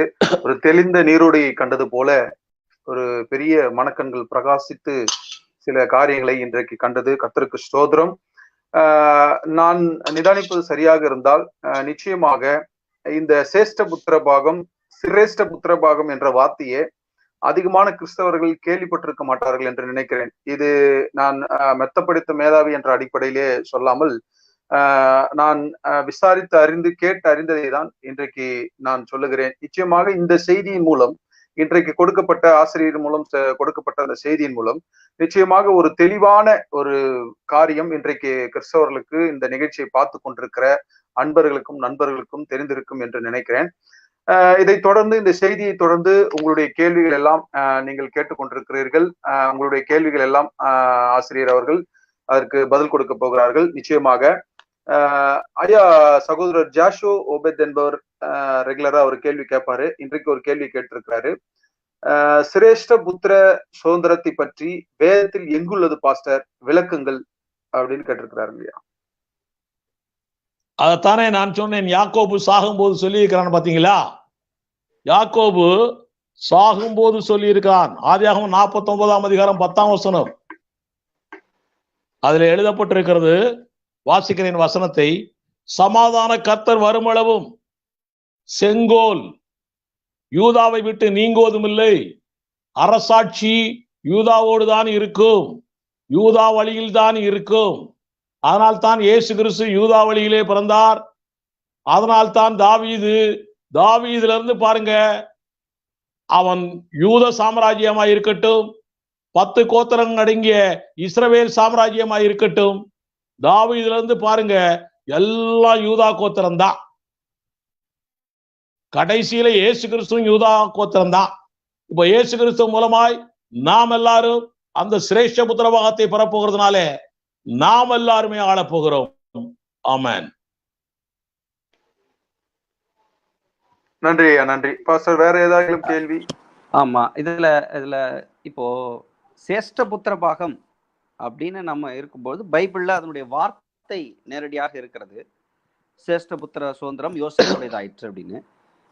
சிரேஷ்ட புத்திரம் அப்படின்ற அந்த வார்த்தை, நேரடி வார்த்தை பைபிள்ல இருக்குதான்னு தெரியலங்களா? அப்படிப்பட்ட வார்த்தை இருக்குங்களா நேரடியாக? சிரேஷ்டன்ற வார்த்தை ஆட்சி, தலைமைத்துவம், ஆளுகை என்பது நாம் அதனுடைய அர்த்தத்திலே சிரேஷ்டத்த வார்த்தை பயன்படுத்துகிறோம். பதத்தை நேரடியாக வசனங்கள் இருக்கிறதா சிரேஷ்டம் அப்படின்ற வார்த்தை? நேரடியாக நம்முடைய தமிழ் பைபிள்ல இல்லை. தமிழ் பைபிள்ல இல்லை. ஆங்கிலத்தில் ராயல்டி ரைட் என்று எழுதப்பட்டிருக்கிறது. மற்றபடி சமஸ்கிருத பைபிள்ல, அதாவது வடமொழியிலே சிரேஷ்ட புத்திர பாகம் என்றே எழுதப்பட்டிருக்கிறது. ஓகே, நல்லது. அதனால யூதாவுக்கு தான் அது கொடுக்கப்பட்டிருக்கிறது, யாக்கோபின் மூலமாய் கொடுக்கப்பட்டிருக்கிறது. ஓகே பிரதர், புரிஞ்சிருக்குன்னு நினைக்கிறேன். அடுத்த புரிஞ்சிருக்கும். அடுத்த கேள்விக்கு போகலாம்.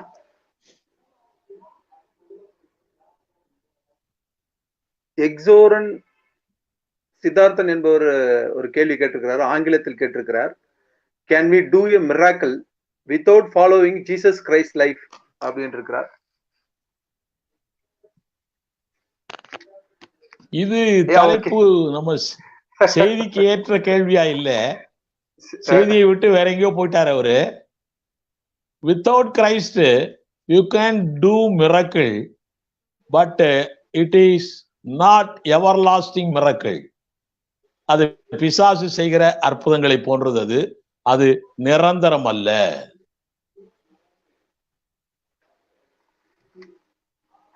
நன்றி நன்றி. அடுத்த கேள்வி போகலாம். அதுல ரெண்டு காரியம் அவருக்கு இன்னும் கொஞ்சம் கூட சொல்லலாம். இது டாபிக் சம்பந்தம் இல்லை. முதல்ல அற்புத அடையாளம் என்பது ஏதோ கிறிஸ்தவன் மாத்திரம் செய்யக்கூடியது அல்ல, உலகத்திலும் நடக்கிறது. அது புரிஞ்சுக்கணும் யதார்த்த நிலைய. ஏன்னா பிசாசுக்கும் அற்புதம் செய்யக்கூடிய வல்லமை இருக்கிறது. புறஜாதிக மார்க்கத்திலே நாம் பார்த்து கொண்டிருக்கிறோம். இன்னொன்று, கிறிஸ்தவத்துக்குள்ள வந்தவர்கள், ரட்சிக்கப்பட்டவர்கள், ஊழியக்காரர்கள், வரம் பெற்றவர்களாக இருப்பார்கள். வரம் பெற்றவர்களே அற்புதம் செய்யக்கூடிய வரம் இருக்கிறது. இப்படியாக அற்புதம் செய்ய வரம் பெற்றவர்கள் கூட கிறிஸ்துவின் உண்மையான வசனத்தை கடைபிடிக்காத அக்கிரம செய்கைக்காரர்களாக வாழ்ந்து கொண்டிருக்கிறார்கள். அதான் நம்ம ஏற்கனவே வரமா கிறிஸ்தவனுக்கு தேவை வரமா கனி என்ற தலைப்புல செய்தி நாங்க பார்த்து முடிச்சுட்டு போன வாரம். சகோதரர் அப்போ வரலன்னு நினைக்கிறேன். அதுல ரொம்ப தெளிவாய் போடப்பட்டிருக்கிறது. அவன் வரம் பெற்றவனாய் இருந்தாலும் கூட, அற்புதங்கள் செய்யக்கூடியவனாய் இருந்தாலும் கூட, கனி இல்லாத வாழ்க்கையை வாழ்ந்து கொண்டிருக்கிறான். இப்படி சொல்லலாம். கனி இல்லாத வாழ்க்கை வாழ்கிறவன் கூட வரங்களை நிகழ்த்தி கொண்டிருக்கிறான். ஏனால் அவர் அழைத்த அழைப்பும் அவர் கொடுத்த கிருபை வரங்களும் மாறாதவை. அதை வைத்து நாம் அவருடைய வாழ்க்கை எடை போடக்கூடாது. கனியை வைத்து தான் எடை போட வேண்டும். இது அடிஷனல் தகவல் உங்களுக்கு. தேங்க்யூ.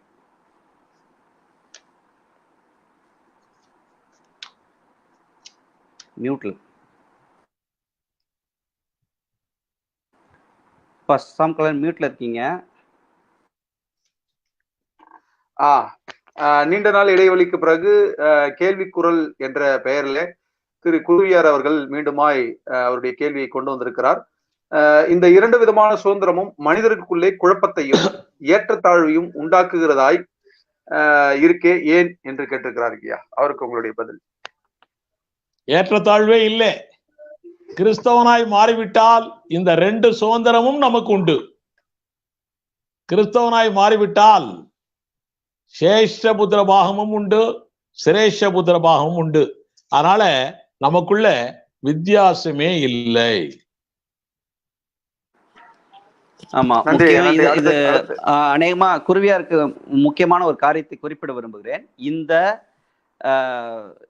இந்த விவாத இந்த கலந்துரையாடல்கள், இந்த நிகழ்ச்சி எல்லாமே முழுக்க முழுக்க முழுக்க ரட்சிக்கப்பட்ட கிறிஸ்தவர்களுக்கான ஒரு நிகழ்ச்சி. இது நாம் தியானிக்கக்கூடிய ஒவ்வொரு கருத்துமே அதன் அடிப்படையில் தான். இது நற்செய்தி குறித்தோ சுவிசேஷத்து குறித்தோ பொதுவான மக்கள் பேசக்கூடிய காரியம் அல்ல. அதனாலே இங்கு சொல்லப்படுகிற சிரேஷ்டபுத்திர பாகம், சிரேஷ்டபுத்திர பாகம், ராயல் பிரீஸ்ட், ஆசாரியத்துவம் எல்லாமே கிறிஸ்தவர்களுக்கென்று. அது ஊழியக்காரன்ல அதெல்லாம் இல்லை. கிறிஸ்தவர்கள் என்ற வார்த்தையை நீங்க யூஸ் பண்ணணும். கிறிஸ்தவர்கள் எல்லாருக்குமே சமமாக பகிர்ந்தளிக்கப்பட்ட ஒரு புத்திர பாகம், ஆசீர்வாதம், உலக பிரகாரம் ஆசீர்வாதம், ஆளுகை, எல்லாமே ஆசாரியத்துவம் எல்லாம் நமக்கு கொடுக்கப்பட்டிருக்கு. இதுல ஏற்றத்தாழ்வும் இல்லை, குழப்பம் இல்லை. குழப்பிக்கொள்ள வேண்டாம். கர்த்தர் உங்களை வழி நடத்துவார். ஆமென். நன்றி பாஸ்டர், நன்றி. அடுத்த கேள்வி. ஒரு காரியம் ஏற்கனவே சகோதரர் கேட்டபடி சிரேஷ்ட புத்திர பாகம் என்று சொல்லி வேதத்துல இல்லை. ஆனால் சிரேஷ்டம் என்ற ஒரு வார்த்தை இருக்கிறது வேதத்துல. நாகும் 3ஆம் அதிகாரம் 8ஆம் வசனத்தில் இருக்கிறது சிரேஷ்டம் என்ற ஒரு வார்த்தை. நீ, அதாவது நதிகள் மத்தியில் இருக்கிற நோ, அம்மோனை பார்க்கலும் நீ சிரேஷ்டமோ? அம்மோனை விட நீ பெரிய தலைவனோ, பெரிய தலையோ நீ? அந்த மாதிரி கேள்விகள். ஆக சிரேஷ்டம் என்பது தலை, அதான் சிரசு அப்படி இருக்கிறது. சமஸ்கிருத வார்த்தை இது. கர்த்தருக்கு ஸ்தோத்திரம். நன்றி, நன்றி. அடிஷனல் தகவலுக்கு நன்றி. அடுத்த கேள்வி இருக்கா பாஸ்டர்? அடுத்த கேள்விக்கு போகலாம் அல்லது நம்முடைய கேள்வி? இந்த கேள்வி முடிச்சிருவோம். மற்றொரு கேள்விய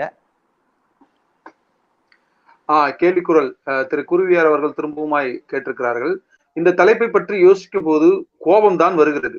தேவன் குழப்பத்தை கொடுத்து அதை தெளிவுபடுத்த போதகரையும் கொடுத்திருக்கிறாரே, ஏன்?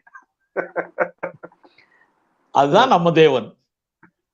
குழப்பம் நம்மால் வருகிறது. தேவன் ஒன்றும் குழப்பம் கொடுக்கல.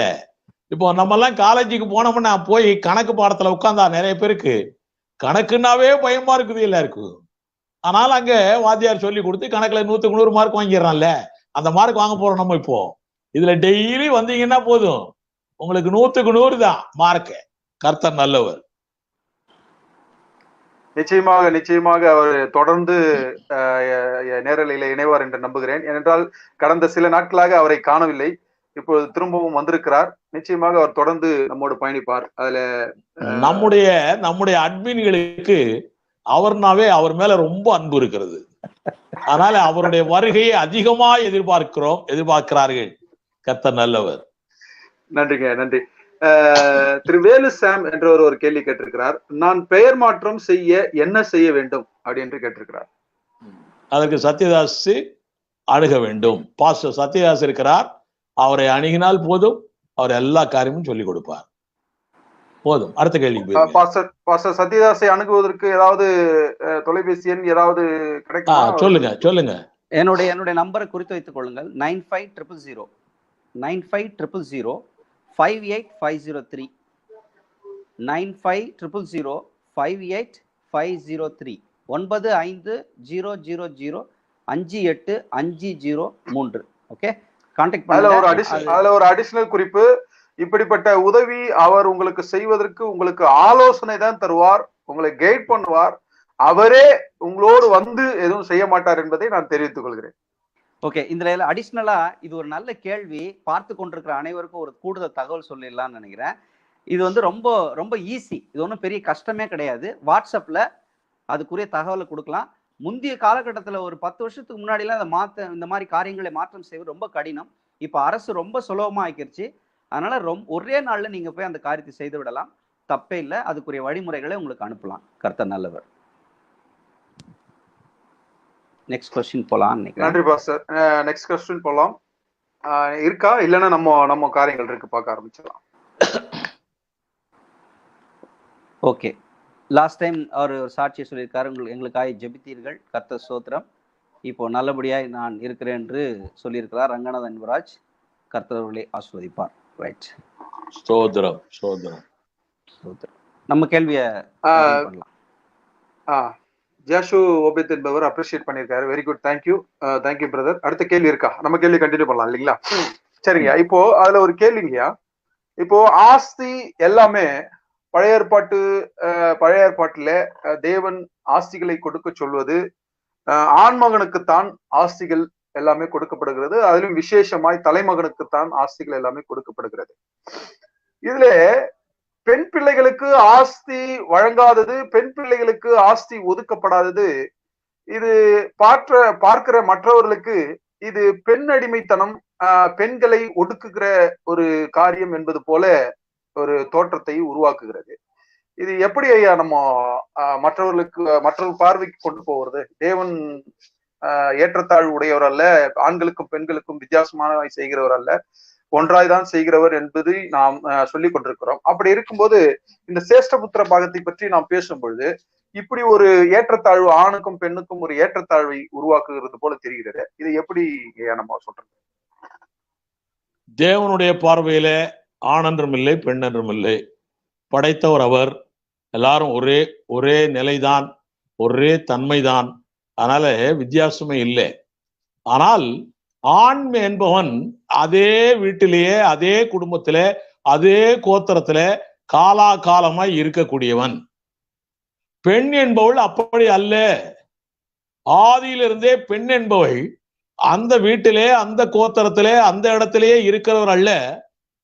அவள் அந்த இடத்தை விட்டு இன்னொரு வீட்டுக்கு போகிறவள், இன்னொரு ஊருக்கு போகிறவள். அதனால அங்கே இருக்கக்கூடிய ஆண்மகன் வளர்ச்சி அடைந்து அப்படியே வளர்ந்து போகணும். இவ போகிறாளே அந்த இடத்துக்கு, அங்க உள்ள ஆண்மகனுக்கு இதே போல சுதந்திரம் உண்டு. அவரும் இதே போல சுதந்திரத்தை பெற்றுக் கொண்டிருப்பார். அதனால இவர்கள் ஒரு இடத்துல இருக்கக்கூடிய ஆண்மகனை போல அவர்கள் இருந்தார்கள் என்றால் அவங்களுக்கும் கொடுக்கலாம். அப்படி இல்லாத நிலை ஆரம்பத்திலிருந்தே இருக்கிறது. ஆணுமாய் பெண்ணுமாய் படைத்திருக்கிறார் தேவன். அது படைப்பின் ரகசியம் மிக மிக அதிகமாய் கற்றுக்கொள்ள வேண்டி இருக்கிறது. அதனால இப்படி உள்ளவங்க கேட்பாங்க கேள்வி, நாங்க தானே குழந்தைய பெத்துக்கிட்டு கஷ்டப்பட்டு கிடக்குறோம் ஐயா, இந்த ஆம்பளை பசங்களும் பெத்துக்க வேண்டியதானே? இப்படி கூட கேள்வி கேட்பாங்க. இது தேவனுடைய திட்டமாய் இருக்கிறது. நிச்சயமாய் பெண்களுக்கு ரொம்ப சப்போர்ட் அவங்க போற இடத்துல. அங்கே அவர்களுக்கு சேஷபுத்திர பாகம் இருக்கிறது, சிரேஷ்டபுத்திர பாகமும் இருக்கிறது, அனுபவிப்பார்கள். ஆமென். ஆனால் புதிய ஏற்பாட்டுல வந்து விட்டால், புதிய ஏற்பாடு தான் ரொம்ப வித்தியாசமானதா இருக்கிறது. புதிய ஏற்பாட்டுக்கு வந்து விட்டீர்கள் என்றால், கலாத்தியர் 3ஆம் அதிகாரத்துல 27, 28 எல்லாம் வாய்ச்சோம்னா, இங்கே ஆண் என்றும் இல்லை, பெண் என்றும் இல்லை, எல்லாரும் ஒண்ணுதான். எல்லாருக்குமே இங்கே சிரேஷ்டபுத்திர பாகம் உண்டு, எல்லாருக்குமே இங்கே சேஷபுத்திர பாகம் உண்டு, எல்லாருமே ஆளப்போகிறவர்கள். ஏனென்றால் நாம் ஆண்டவரோடு போகும்போது, நம்ம மர்வமாகி போகும்போது நமக்குள்ளே ஆண் என்றும் இல்லை, பெண் என்றும் இல்லை. அப்படிப்பட்ட நிலையிலே போறதுனால அங்கே நமக்கு சிரேஷ்டபுத்திர பாகம் உண்டு. அதனால தேவன் இங்கேயே நமக்கு அதெல்லாம் உண்டு என்று சொல்லி கொடுத்து நம்மை வளர்க்கிறார். அவ்வளவுதான். நன்றிங்க, நன்றி. இப்போ நீங்க சொல்ற காரியத்துல இருந்து ஒரு சில காரியங்கள் வெளிப்படுது. அப்போ பெண் என்பவள் ஒரு எங்கே போனாலும், அதாவது பிறந்த வீடானாலும் புகுந்த வீடானாலும் ஒரு ஆண்களை சார்ந்துதான் அவள் சேஷ்டபுத்திர பாகத்தை அனுபவிக்கக்கூடிய ஒரு சூழ்நிலை உருவாகுது. அப்போ எங்கே போனாலும் அவள் ஆண்களை சார்ந்துதான் வாழ வேண்டுமா, அனுபவிக்க வேண்டுமா? ஒன்று. இன்னொன்று, பழைய ஏற்பாட்டிலே இப்படி இருந்தது, புதிய ஏற்பாட்டிலே இருவருக்குமே அந்த சுதந்திரம் உண்டு என்று நீங்கள் இப்போ சொன்னீங்க. அப்படி என்றால் பழைய ஏற்பாட்டுக்கும் புதிய ஏற்பாட்டுக்கும் தேவ சித்தம் ஏதாவது வேறுபடுகிறது போல தெரிகிறது இந்த காரியத்தை வைத்து. பழைய ஏற்பாட்டிலேயே பழைய ஏற்பாட்டுக்கு முன்னால ஏதேன் தோட்டத்திலேயே பெண்களுக்கு தேவன் தண்டனை கொடுத்திருக்கிறார். என்ன தண்டனை கொடுத்திருக்காரு? உன் ஆசை உன் புருஷனை பற்றி இருக்கும். ஆதியாகமம் 3:16. உன் ஆசை உன் புருஷனை பற்றி இருக்கும், அவன் உன்னை ஆண்டு கொள்ளுவான். இந்த தண்டனை வருகை வரைக்கும் தொடரும். நீங்க கிறிஸ்தவங்களா ஆனாலும் சரி, ரட்சிக்கப்பட்டாலும் சரி, நீங்க அற்புத அடையாளம் செஞ்சாலும் சரி, பாஸ்டரா இருந்தாலும் சரி, இந்த தண்டனை இயேசு கிறிஸ்துவுடைய வருகை வரைக்கும் தொடரும். அதனால வருகை வரைக்கும் உலக பிரகாரமான காரியத்துல நீங்க அப்படித்தான் இருந்தாகணும். ஆவிக்குரிய காரியத்திலே தான் ஆணும் பெண்ணும் ஒன்றாய் இருக்கிறோம். புதிய ஏற்பாட்டில் கூட உலக பிரகாரமான காரியத்திலே இந்த தண்டனை அப்படியே இருந்து கொண்டுதான் இருக்கிறது. இது மாறவே மாறாது. அவர் கொடுத்த தண்டனை அவர்தான் மாற்ற வேண்டும், அவர்தான் மாற்றுவார். நன்றிங்க, நன்றி. அதுலயே அடிஷனலா கேட்டிருந்தேன், அதை மறந்துட்டீங்கன்னு நினைக்கிறேன். புதிய ஏற்பாட்டுக்கும் பழைய ஏற்பாட்டுக்கும் தேவனுடைய சித்தம் ஏதாவது வேறுபடுதா? புதிய ஏற்பாட்டிலே சேஷ்டபுத்திர பாகம் ஆணுக்கு மட்டும்தான். அடிப்படை சித்தம் மாறாது. அந்த சித்தத்தை செயல்படுத்தக்கூடிய செயல்பாடுகள் மாறும். அடிப்படை சித்தம் மாறாது. அந்த சித்தத்தை செயல்படுத்தக்கூடிய செயல்பாடுகள் பழைய ஏற்பாட்டுக்கும் புதிய ஏற்பாட்டுக்கும் மாற்றங்கள் உண்டு. அவ்வளவுதான். நன்றிங்க, நன்றி. அது இன்னொரு கேள்வி கூட கேட்கலாம் என்று நினைக்கிறேன். இப்போ பழைய ஏற்பாட்டிலே சேஷ்டபுத்திர பாகம் என்பது ஒரு குடும்பத்திலே ஒரு மூத்த மகன் தலைமகனா இருக்கிறவனுக்கு சேஷ்டபுத்திர பாகம் வழங்கப்படுகிறது. நேயர் கேள்வி மறந்துடக்கூடாது, நம்ம வாசகர் கேள்வியும் மறந்துடக்கூடாது, அது பாத்துக்கணும். வாசகர் கேள்வி இருக்கட்டும். இப்போ இந்த கேள்வியை முடிச்சுட்டு நம்ம கேட்டுடலாம். ஒரு ஆளுக்கு, யாராவது ஒரு ஆளுக்கு, அதாவது மூத்த மகனுக்கு தலைமகனுக்கு தான் சேஷ்டபுத்திர பாகம் வழங்கப்படுகிறது. அதே போல சிரேஷ்டபுத்திர பாகமும் வழங்கப்படுகிறது. புதிய ஏற்பாட்டிலே தேவனுக்கு கோடான கோடி பிள்ளைகள் இருக்கிறார்கள். இதுல யார் மூத்த மகனாக போகிறது? யாருக்கு சேஷ்டபுத்திர பாகம், யாருக்கு சிரேஷ்டபுத்திர பாகம்? இப்ப நம்ம வாய்ச்ச வசனத்துல இருந்து வெளிப்படுத்தல் 1ஆம் அதிகாரம் 9ஆம் வசனம் இதெல்லாம் வாய்ச்சோம். எல்லாருமே அவருக்கு புத்திரர்கள், எல்லாருமே அவரை ராஜாக்களாக அழைத்திருக்கிறார். அப்போ பழைய ஏற்பாட்டுல யாராவது ஒருவருக்கு என்றும் புதிய ஏற்பாட்டுல எல்லாருக்குமே உண்டு என்றும் அப்படி சொல்வது எப்படி அதை எடுத்துக்கொள்ள முடிகிறது? அது புரியல. புதிய ஏற்பாடு நாம் ஆவிக்குரிய ரீதியிலே அவருக்கு பிள்ளைகளாய் இருக்கிறோம். பழைய ஏற்பாட்டில் மாம்சத்தின்படி பிள்ளைகளாய் இருக்கிறார்கள். மாம்சத்தின்படி பிள்ளையாய் இருக்கும் பொழுது ஒருத்தன் தான் மூத்த மகனா இருக்க முடியும். ஆவிக்குரிய ரீதியிலே பிள்ளைகளாய் இருக்கிறது எல்லாருமே இருக்க முடியும். அதனாலதான் பவுல் அப்போஸ்தலன் சொல்றாரு, பந்தய ஓட்டத்திலே ஓடுனீங்கன்னா உலக பிரகாரமாய் ஒருத்தனுக்கு தான் பிரைஸ் கொடுப்பாங்க. ஆனா ஆவிக்குரிய பந்தய ஓட்டத்திலே ஓடினால் எல்லாருக்குமே பரிசு உண்டுங்கிறாரு. திங்க் பண்ண கூட முடியாது இது. அதே போலதான் எல்லாருக்குமே சேஷ்டபுத்திர பாகம் உண்டு, எல்லாருக்குமே சிரேஷ்டபுத்திர பாகம் உண்டு. வித்தியாசமே இல்லையே. இயேசு கிறிஸ்து வந்த ஒருபாடு ஆவிக்குரிய ரீதியில தான் எல்லாம் நடந்துகிட்டு இருக்குது. கர்த்தர் நல்லவர். இது ஆக்சுவலா நடக்க போகுது 1000 வருட அரசாட்சியிலே. ஆமென், ஆமென். அப்போ வெறும் ஆவிக்குரிய ஆசீர்வாதங்கள் தான் நமக்கு கிடைக்கும் என்று எடுத்துக்கொள்ளலாம் ஐயா? ஆவிக்குரிய ஆசீர்வாதங்கள் இந்த மாம்சத்துக்குரிய ஆசீர்வாதத்தை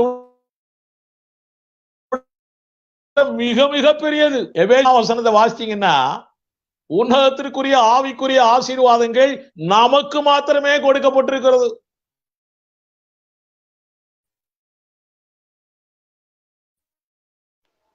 நம்ம தான் அவருக்கு மனவாட்டியா இருக்கிறோம்.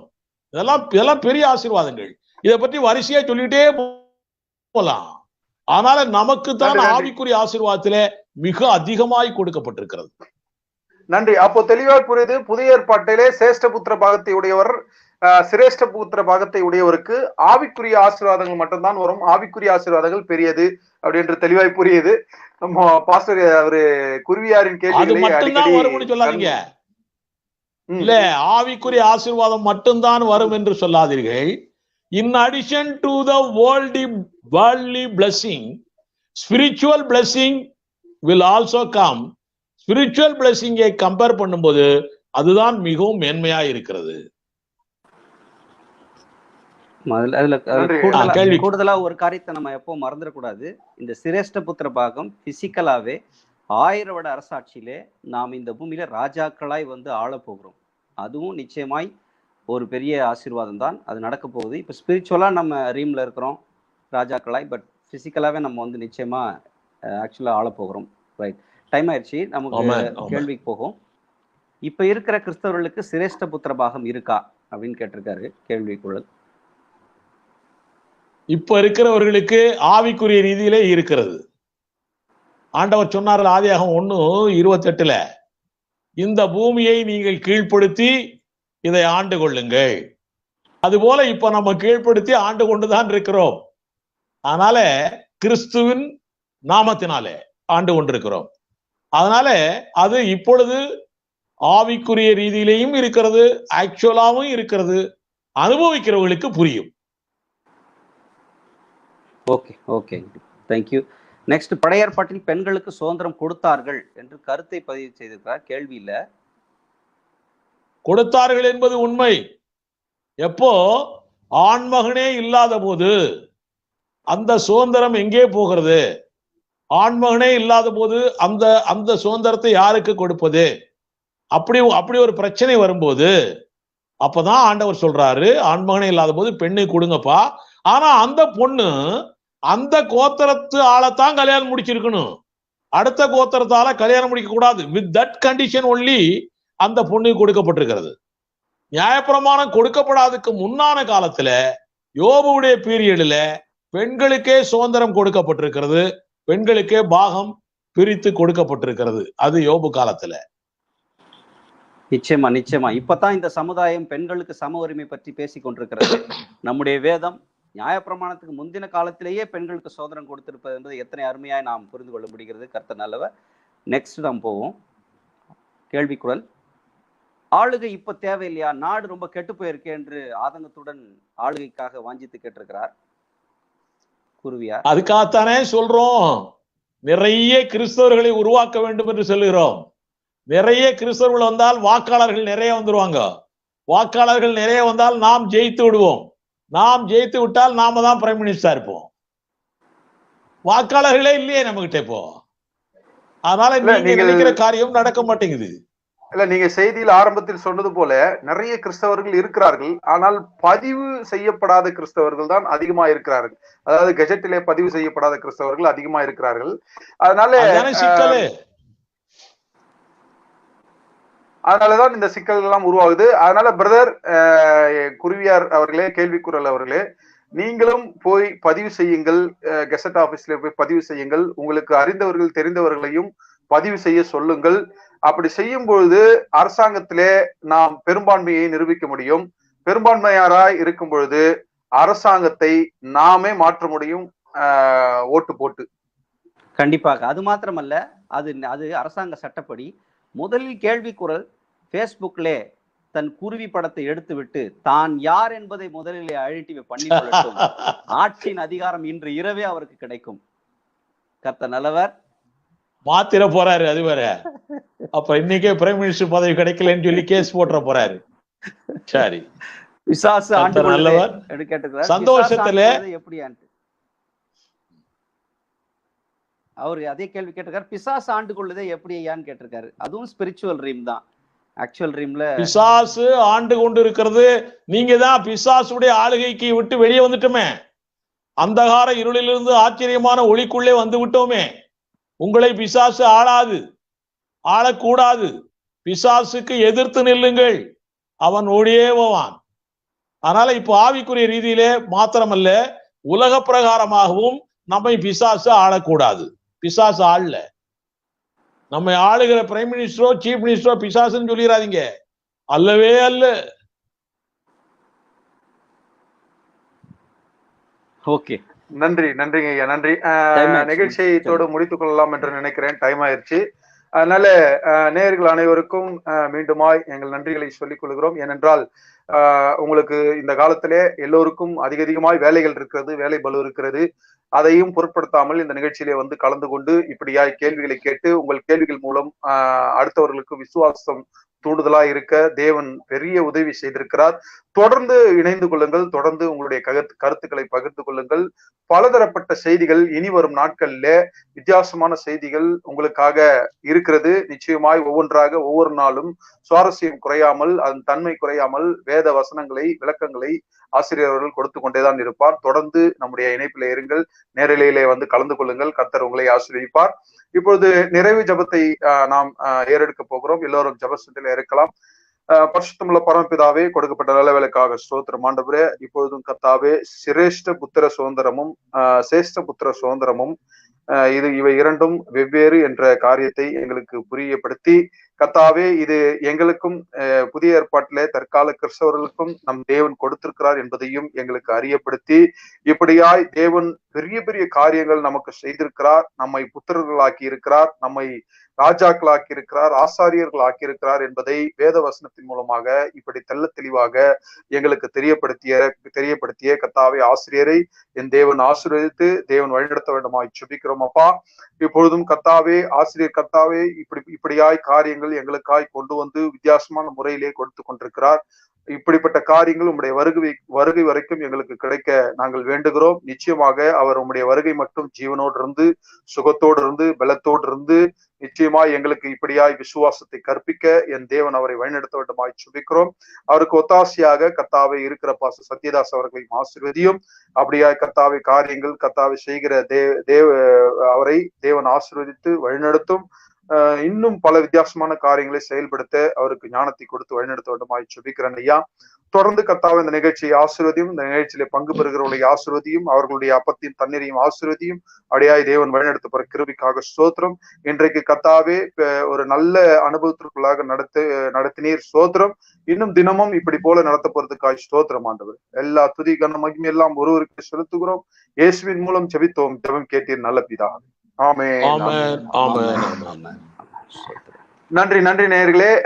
இந்த நிகழ்ச்சியானது இப்போ பாதியிலே தான் நான் வந்திருக்கிறேன் என்று சொல்லுகிறவர்கள் மீண்டுமாய் ஆரம்பத்திலிருந்து இந்த நிகழ்ச்சியை காண நீங்கள் டெலிவரன்ஸ் நியூஸ் என்ற இந்த Facebook இணையதளத்திலே சென்று நம்முடைய இந்த Facebook பேஜிலே நீங்கள் இந்த வீடியோவை திரும்பவும் ஒரு முறை பார்க்கலாம். அதை பார்த்து மற்றவர்களுக்கும் நீங்கள் ஷேர் செய்யலாம். அதே போல இந்த வீடியோ நம்மளுடைய டெலிவரன்ஸ் நியூஸ் என்ற யூடியூப் இணையதளத்திலே இந்த வீடியோ தொடர்ந்து ஒளிபரப்பாகும். அதிலேயும் நீங்கள் பார்க்கலாம். அந்த யூடியூப் சேனல்ல அதிகமான வீடியோக்கள் இருக்கிறது, பல தலைப்புகள் அடங்கிய வீடியோக்கள் இருக்கிறது, கலந்துரையாடல் இருக்கிறது. அதையும் நீங்கள் கண்டு கழிக்கலாம்.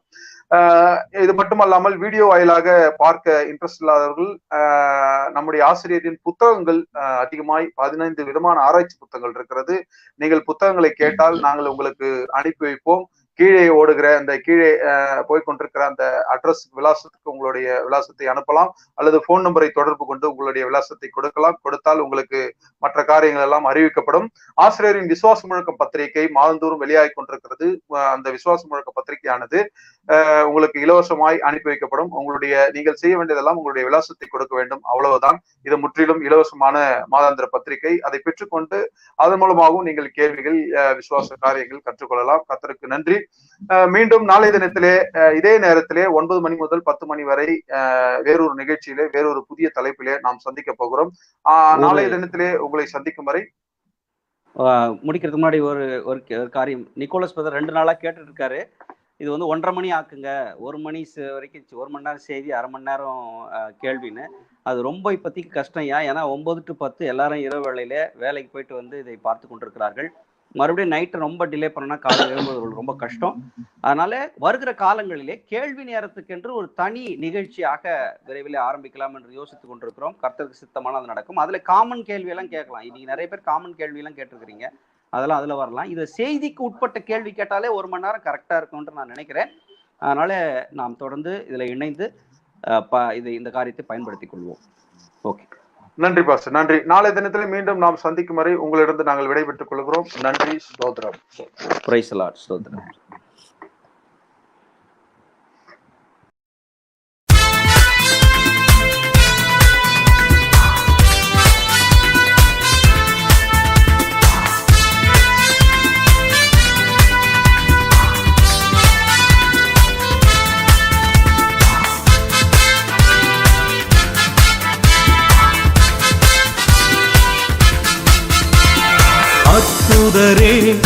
அதிசயரே உம்மை பாடுவே.